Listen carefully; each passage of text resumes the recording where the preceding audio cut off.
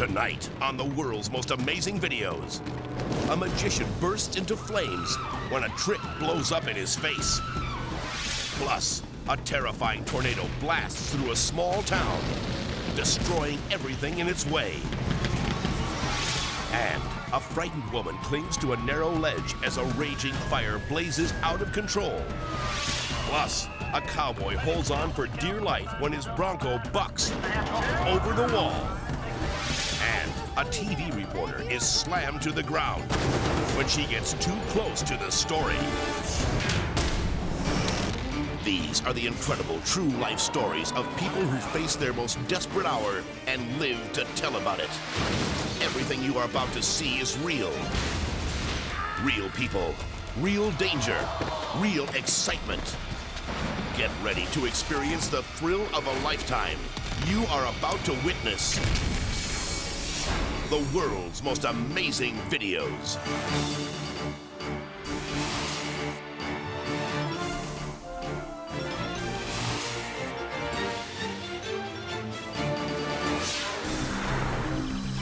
La Espluga de Francolí, Spain.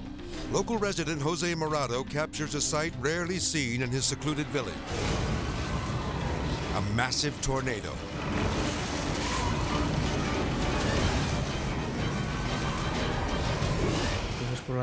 I was in the second story of my house when I suddenly noticed a strange wind.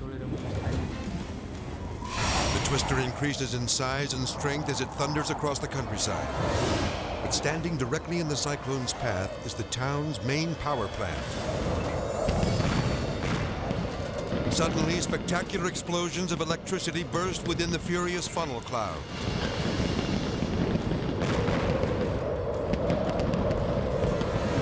Right at that moment, we lost all power in our home. Winds topping 200 miles an hour rip towering power poles from the ground. Luckily, the tornado misses the center of town and slams into a hillside. Then, the terrifying cyclone appears to dissipate and die out. But watch closely. Jose fails to notice a sudden storm of flying debris right outside his window. The twister is far from dead. It's heading straight for him. Suddenly, you realize what's happening, and then comes just horror and fear. Jose turns off his camera and races for cover. Fortunately, the tornado spares his home, but others aren't so lucky. The twister has uprooted trees and knocked down giant power lines across the countryside. Miraculously, no one is killed. But the residents of this quiet village won't soon forget the day nature unleashed its awesome fury.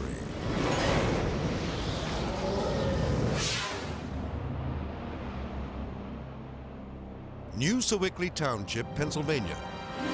Police have been called to this quiet residential neighborhood to investigate a strange disappearance. Officers set up a surveillance camera to videotape this backyard in an attempt to gather evidence. Suddenly, a man wanders out of the wilderness. He casually strolls toward the house as if he lives there.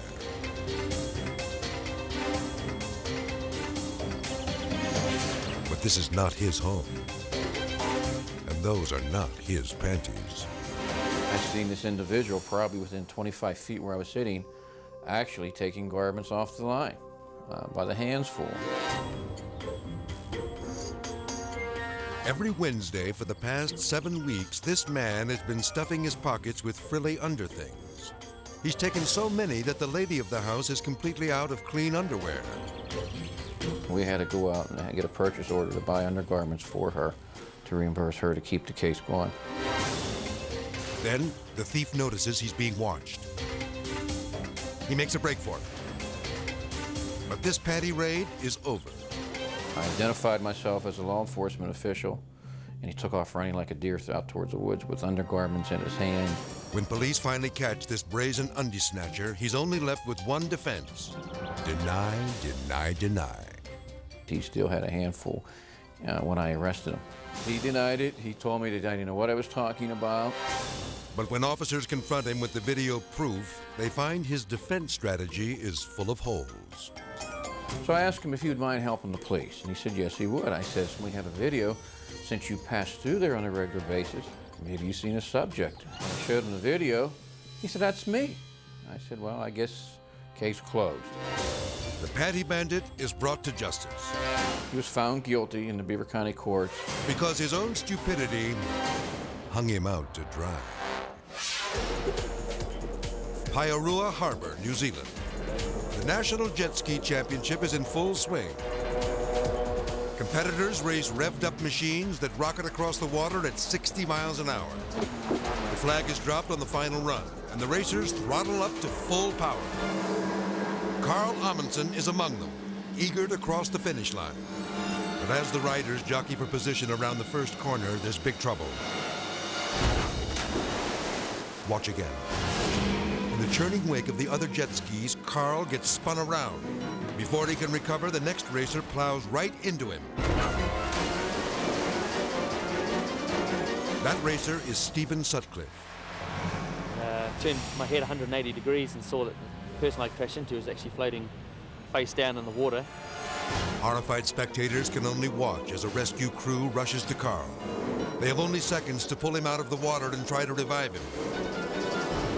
Friends and family fear for his life as his limp body is rushed back to shore.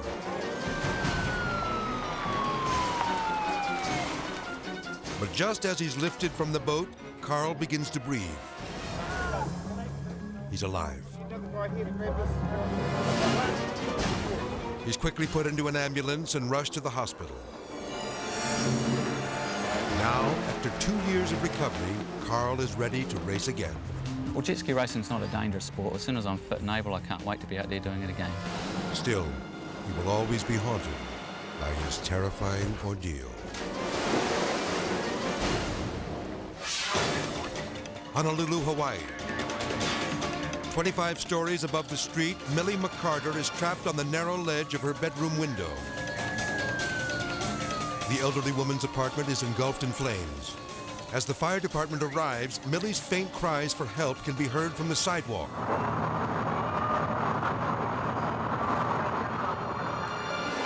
Deputy Fire Chief John Clark is among the first rescuers on the scene. When I saw Mildred out on the ledge, I realized immediately that she was trapped. She was in the midst of all of this smoke that was just rolling out of her apartment. Because Millie is 250 feet up, it is impossible to reach her with ladders. The only hope is for rescuers to fight through the blaze to get her. Meanwhile, Millie hangs out the open window, choking on thick clouds of toxic smoke. As Millie clings to the building, firefighters fear that she will soon lose consciousness and fall, or become desperate and jump. That was in the back of all of our minds, that she might just give up. But anyone who thinks she might give up and jump doesn't know Millie. There were people all around calling to me, telling me, don't jump, which was the last thing I could think of doing, was jumping. The only thing I could think of is what's taking them so long. Within minutes, the rescuers appear in the next window. Stay where you are. The firemen are right next to you. But suddenly, there's more trouble. Firefighters must blast the flames with water before they can reach Millie. Thankfully, she manages to hold on long enough for the firefighters inside to pull her to safety.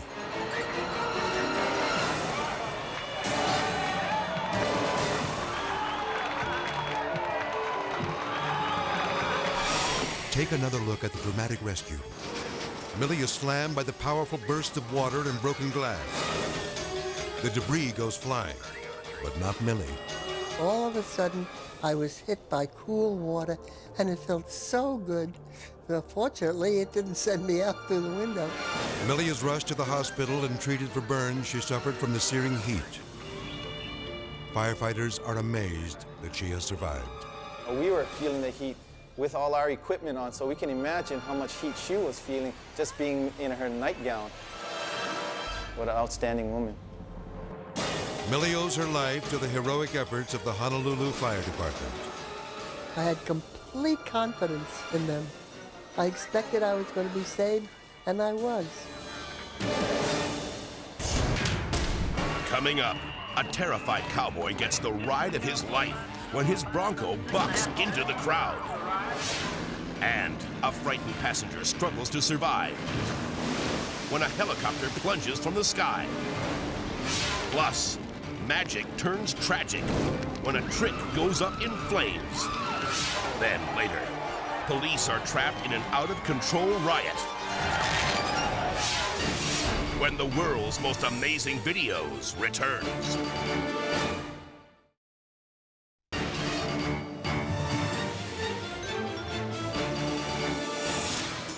Bareback bronco busting. The rodeo's wildest competition. No one knows that better than cowboy Richard Slaughter. The stronger the horse and the stronger the ride, the more points you are, the more money you win. Tucson, Arizona. Richard's in the chute and ready to go. Richard Rumble stops Slaughter and get up. The gate opens and the bucking bronco charges across the ring. The whistle blows and Richard thinks the ride is over. But the raging stallion has other ideas.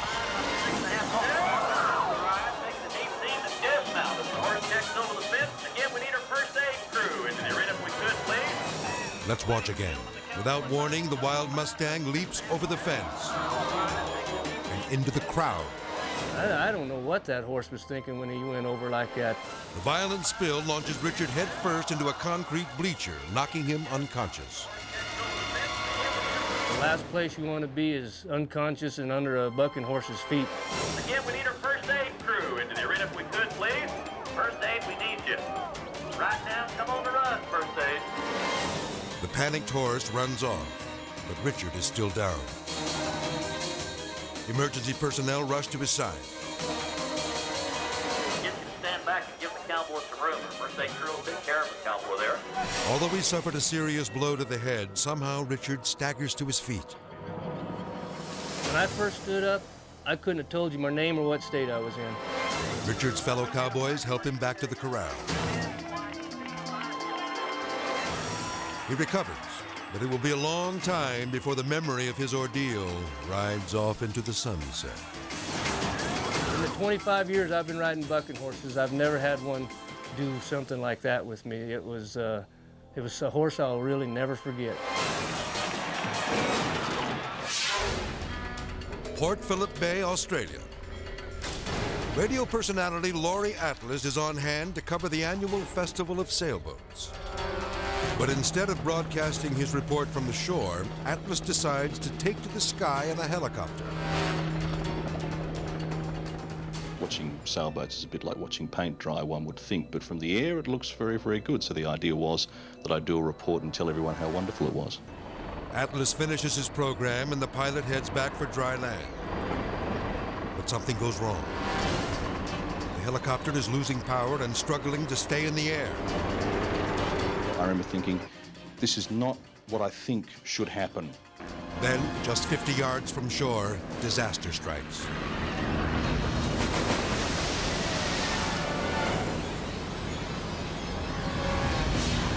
Suddenly,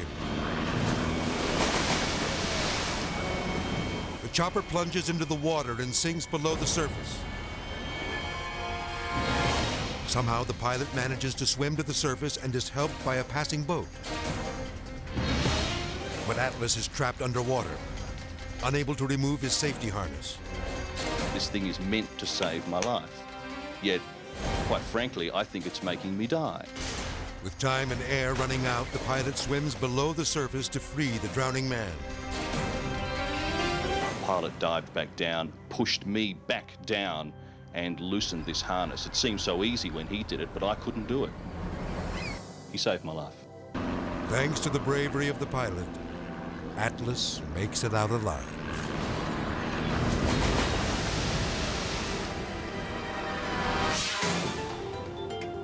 Edmonton, Canada. It's a peaceful winter's day. But the serenity is shattered when the driver of this car accidentally hits the gas instead of the brakes.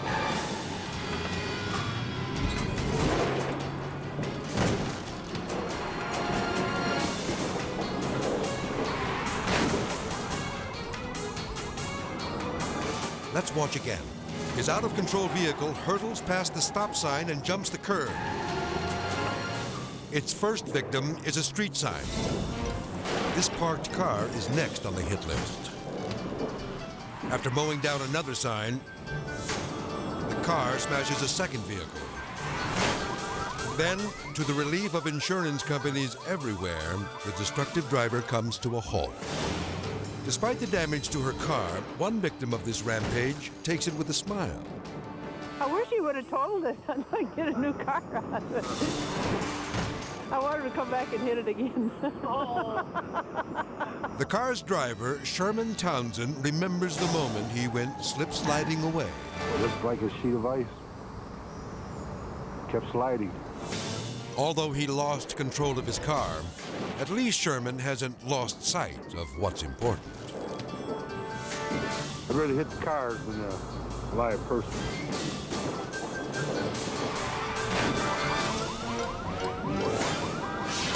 Now, for the viewer video of the week, sent to us by Emery Williams Sr. of Tucson, Arizona. And without any further ado, I would like to introduce our first performer. It's a special night for magician Scott Bray. All right, any questions? Scott is performing for an audience of his peers at a national magicians conference. He's aware that nothing short of perfection will impress his colleagues. Also in attendance is Scott's wife, Drew. She watches 10 feet from center stage as her husband dazzles the audience. The routine goes flawlessly. And now, it's time for the grand finale. The crowd falls silent as Scott prepares for his fire-breathing finish. This trick is so dangerous that he is the only magician in the state who will dare to attempt it. He ignites 2 torches. Then, Scott holds them dangerously close to his face and unleashes a giant ball of fire. But there's trouble. And this is no trick. Scott's face erupts in flames. Watch this terrifying moment again. Scott sprays a mouthful of highly flammable liquid at the torches. But he has used too much fuel.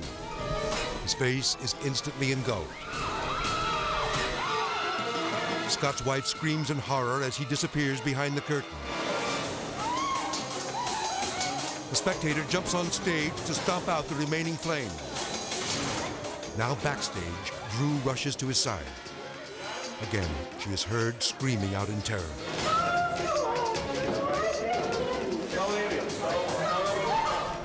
Drew sees that her husband has been badly burned. He was laying on the floor face down, and my friend rolled him over, and it was awful. Incredibly, Scott survives, but his face, neck, and hands are severely injured. Miraculously, Scott makes a complete recovery. But will he attempt this trick again? The fire eating, no, because I care a lot for my wife and a lot of people who care for me also. I ended up taking it out of my act. Scott Bray is living proof that if you play with fire, you will get burned.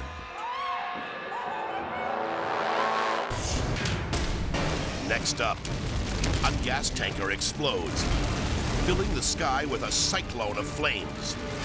Plus, a convenience store is open for business when a truck crashes through the front door. Then later, a raging flood washes out a bridge, sending a massive freight train plunging into the river. When the world's most amazing videos returns.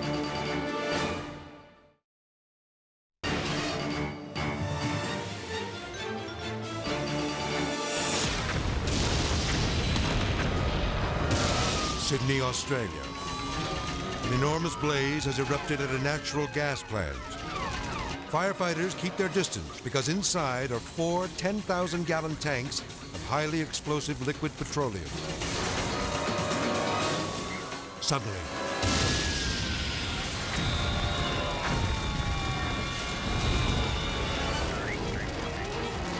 a series of fiery blasts rocks the neighborhood. Nearby, windows rattle at the city's international airport, where thousands of gallons of aviation fuel are stored. We thought it was a jumbo had crashed, this giant red flame come through the house. Get out of the area, unless you want to be arrested. Bracing for a potentially bigger explosion, police evacuate all residents within a 2-mile radius of the plant. All plant residents on Martin Street are requested to evacuate immediately. Major Frank Wilson was in charge of the emergency procedure. We have a potential to wipe out 40,000 people in an instant. You just couldn't comprehend the danger that was involved. They're expecting an explosion within the next minute. Everybody evacuate the area. So many things happened within minutes. It was just one of those very scary times. Then, moments later, a geyser of flames erupts into a gigantic explosion, filling the sky with fire.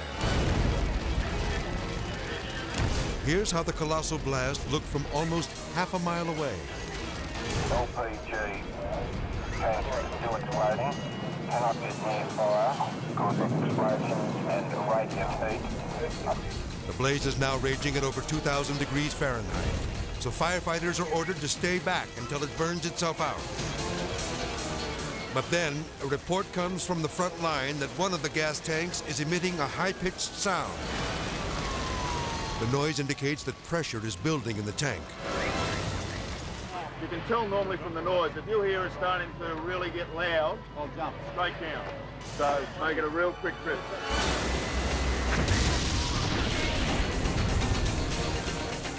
Seconds later, an enormous cloud of flames shoots 1,800 feet into the sky.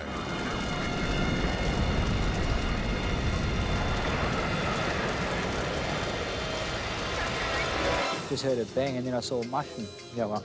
It's a horrible, airy feeling. We thought it was an earthquake. Well, all the house shook, the windows shook him out of bed. An onlooker was videotaping the blaze with his camcorder during the monstrous eruption.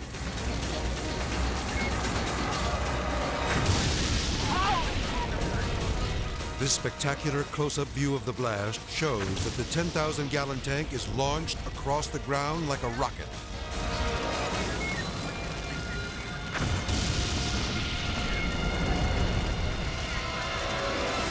The fire rages until dawn.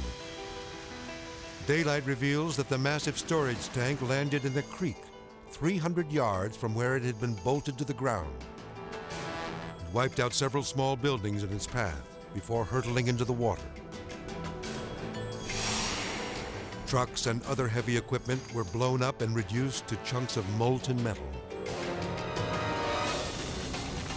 Thankfully, everyone escapes this fiery night of horror with their lives. Never heard a noise like it in my life. I want to get out as soon as possible. Oh my God, terrible.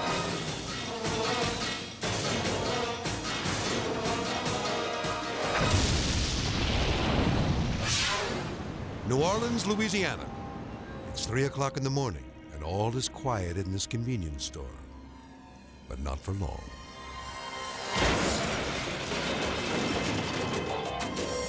A pickup truck smashes through a wall, hurling cement blocks and steel shells. Cashier Roberta Goodwin is alone on duty. It's a night shift she'll never forget. I was in the middle of the aisle putting up little Debbie cakes. And next thing I knew, everything just started crashing. And they had a gray pickup truck with 2 headlights just gleaming at me. Worried that the driver might be injured, Roberta races to call 911. Already shocked by the crash, she's about to get an even bigger surprise. I looked up. When I dialed 9, I looked up and there he had a ski mask on. I just thought, this guy's here to rob me. This is no car wreck. It's a holdup. I didn't know if he had a gun, he was gonna shoot me. I didn't know what was going on. As Roberta hides in the restroom, the brazen bandit digs through the rubble. Finally, he finds what he came for, an automated teller machine. I guess he thought, well, a big ATM machine, you know, like a bank, you know, to get me a couple thousand. The robber struggles to drag the ATM out of the store. Then he gets it into his truck and drives away. So far, the daring criminal is still at large. But in this case, Roberta has the last laugh. I thought it was funny that he only got $40 out of it.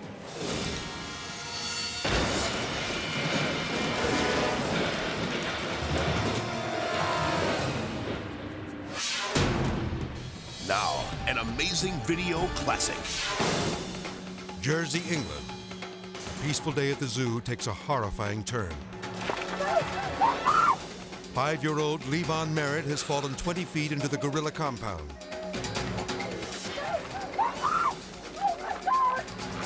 His terrified mother cries out as he lies unconscious. When I first looked over the wall, I actually thought he was dead. I was just going hysterical, and people kept trying to pull me back, so I didn't actually see him.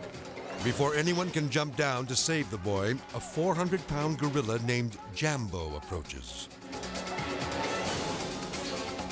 Onlookers are both terrified and awed by the sight of the menacing beast. Oh, God. Oh, no. Several other gorillas have also come to investigate. Now the crowd is frozen in fear. The people speak quietly among themselves, careful not to make any noise that could spook the mighty gorillas. No movement. Then a most peculiar thing happens. A mother and baby gorilla get too close to the boy. So Jambo brushes them aside and stands guard over Levon. The gorilla sniffs the injured child. He looks up and studies the faces in the crowd. Nobody could actually believe what they were seeing. He looked up at the wall and enough to say, well, who's going to come and get him? Then, in one of the most stunning interactions between man and beast ever caught on tape, Jambo gently strokes Levon's back. The animal protects and caresses the child with the tenderness of a concerned parent.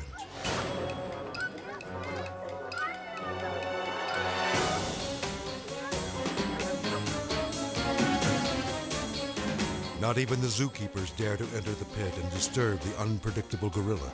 Nobody's ever been in with Jambo, so even the keepers didn't know quite what he would do. Suddenly, Levon awakens. Stay still, Sunshine. Don't move, don't move. Stay still. He looks up, sees the gorilla, and cries. The animals are visibly upset by the boy's piercing screams. So they leave, with Jambo leading the way. They're getting them indoors. Go on, carry on. Oh, they're going in. But suddenly, a gorilla named Hobbit charges toward Levon. The zookeepers know that the gorilla is extremely territorial and fear that it could try to hurt the child.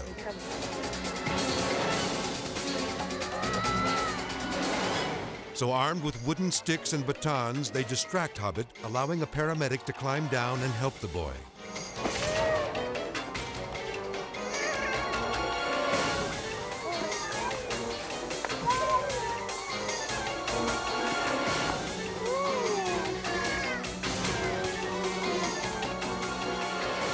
Finally, after a short but tense standoff, Levon is carried out of the gorilla pit and rushed to the hospital.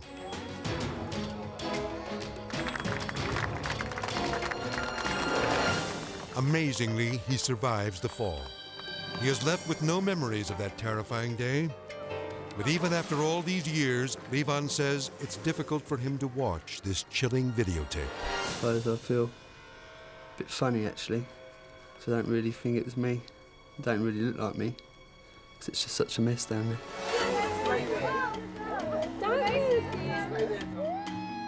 Levon's incredible encounter has made him a local celebrity. People are still interested in the story, and like when we go out, people say, oh look, there's the boy, there's the boy. But Levon says he escaped the pit with a lot more than a sensational story. He forged a bond that will never be broken with Jambo, the gentle giant. I felt that Jambo, me and Jambo were somehow connected, because when I looked at him, he was looking at me, and ever since that day, We've just been connected.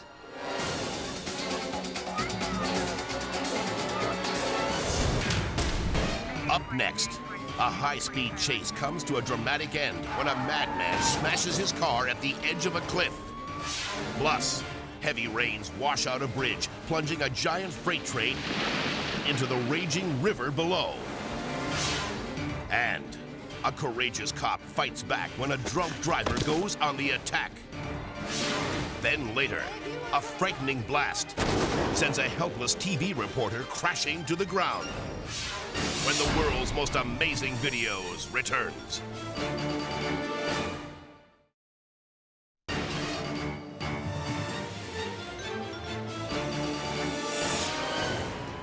Los Angeles, California. Police are in hot pursuit of a burglary suspect. He's coming back eastbound. High-speed chases are all too familiar in Southern California. But this chase takes an even more dangerous turn when the driver begins to drink from a bottle of vodka. Helicopter reporter Derek Bell broadcasts as the drunken man becomes increasingly reckless. Oh, looks like he hit him. They had cross traffic there in that intersection. He hit him. Now officers must stop the madman before more lives are endangered. But their strategy is to pull back. Looks like they're backing off some of the police units here. They only want 2 police vehicles behind him. The driver is now barreling along the edge of a seaside cliff with a 100-foot plunge to the rocky shore below. Then the suspect veers off the road. He went off, he's going towards, he slammed into the fence there. That guardrail there kept him from going over the side. Let's watch again. The desperate driver races right toward the edge of the cliff. But his suicide run is cut short by a steel guardrail. He hit the guardrail so hard that the car was completely disabled. The car wasn't able to go any further. And that's where the standoff began. The suspect emerges holding a gun, forcing the police to keep their distance. He is armed and dangerous, possibly suicidal. As he waves the weapon at the officers, it becomes evident that the deranged man wants to be shot. A type of death wish known as suicide by cop. The police work to keep the volatile situation under control.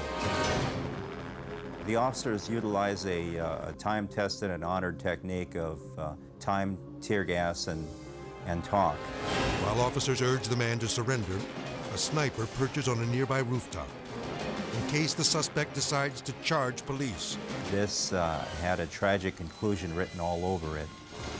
The sniper provides cover to the SWAT team below, which falls in behind a truck.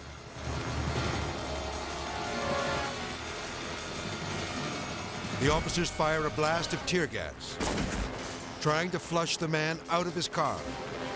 This may come to an end right now with the suspect trying to get out of the vehicle. Another round of tear gas is fired. The man stands his ground. Then the officers decide it's time to move in. Using a patrol car as a rolling shield, police armed with non-lethal weapons approach the suspect. As they surround the car, the man makes a sudden move.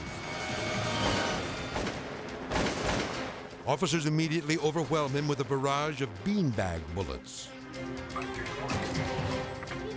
The suspect is on the ground, being taken into custody at this point. The man is disarmed, and at last, the standoff is over.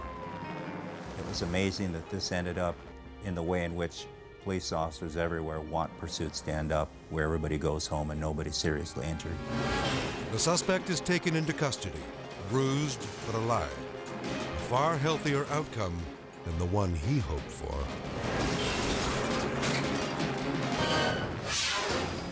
Charlotte, North Carolina. A violent storm has dumped more than a foot of rain in less than 24 hours. Thousands are forced to evacuate as rising floodwaters engulf cars and homes. The devastation is most severe along Little Sugar Creek. A steady flow of mud and water has saturated the banks, causing them to break apart and crash into the stream.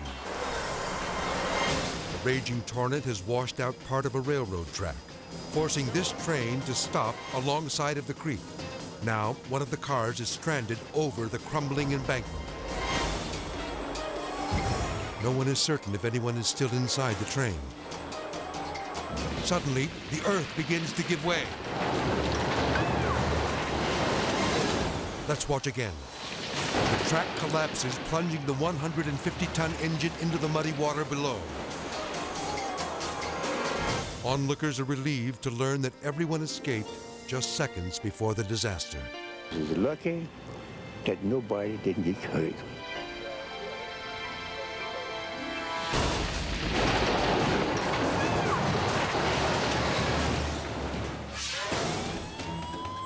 Whitfield County, Georgia. Deputy Grant Mantooth pulls over a man suspected of driving under the influence. As I approached the vehicle, I immediately suspected something wasn't right with the driver. There was a slight odor of alcohol. Step out here with me. A check of the driver's license reveals that the suspect is a habitual offender, so the deputy radios for help. As I was speaking with him, he took several steps back, away from me. All indications from previous experience that he was going to be trouble. When the driver fails a sobriety test, the officer attempts to arrest him. But the intoxicated man turns and runs back to the car. As he attempts to flee, Mantooth tries to stop him. I was determined that I was going to do everything within my power to keep him from driving off. I've seen what alcohol can do in car accidents, and it's something that nobody needs to go through. The suspect tries to kick and punch his way free, so the officer has no choice but to defend himself. I can't go back to jail. I'm not going back. Then, the brave deputy makes his move. The two men fall out of the van and onto the pavement. But now, both the suspect and the deputy are lying directly in the path of oncoming traffic. The long struggle continues. The man makes a grab for the officer's gun, but he can't reach it.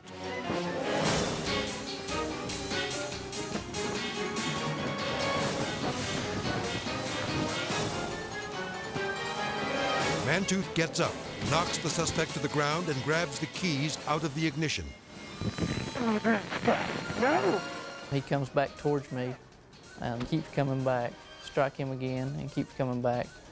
By this time, I'm exhausted, and I believe he's exhausted too. He's just still determined that he's not going to jail. Let me up. The agonizing ordeal has now been going on for over 7 minutes, and Mantooth is using all his might to hang on. It's everything I can do to hold him down until help arrives.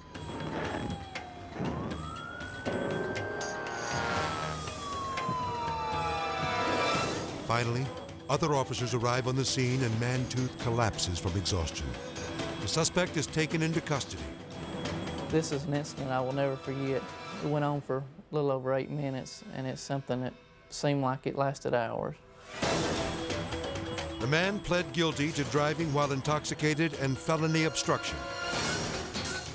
He receives 5 years probation, a small price to pay considering the many innocent lives this repeat offender has put at risk.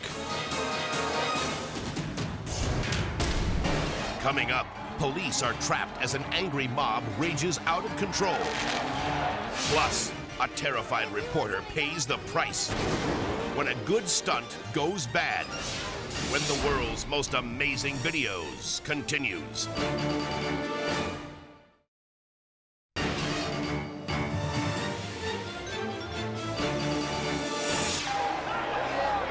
Vancouver, Canada. The hometown Canucks hockey team has just lost the 7th game of the Stanley Cup Final. Despite their disappointment, thousands of fans fill the streets to celebrate the team's successful season. But heavy drinking changes the mood of the revelers, and some go wild. Steady in crowd control. Yeah. The celebration turns violent as it continues into the night. police are outnumbered, but they try to control the growing mob.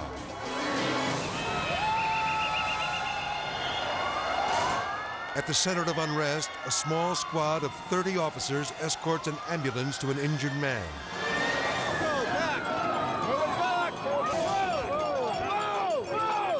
But the brave officers suddenly find themselves trapped in the heart of the savage throng.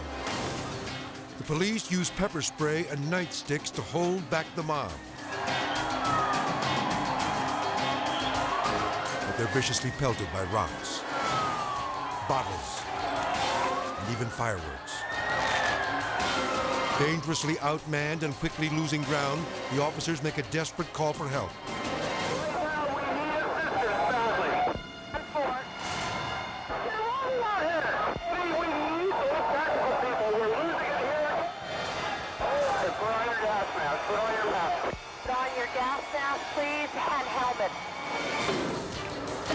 From around the corner, a tactical unit of riot police moves in.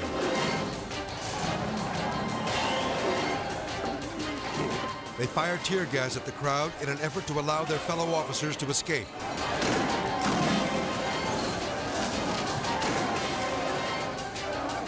It works. The mob clears just long enough for the stranded cops to take cover behind the line of riot troops. When it's over, Vancouver police regain control of the streets. Hundreds of arrests are made, and many people are injured, including several officers. But thanks to the quick response of riot police, these officers escaped this melee with their lives.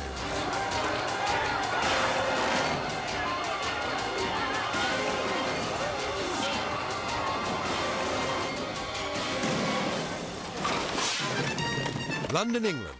Each year, the British Armed Forces thrill audiences with their motorcycle skills at the Royal Tournament at Earl's Court. It's a spectacle of pomp and circumstance performed the way only the British know how. TV reporter Anthea Turner is backstage. During her live broadcast, a motorcycle will attempt to jump out of the back of this truck amid an explosion of pyrotechnics. The rider is in position, but just as Anthea goes on the air, And if you want something to happen to you, disaster. Let's watch again.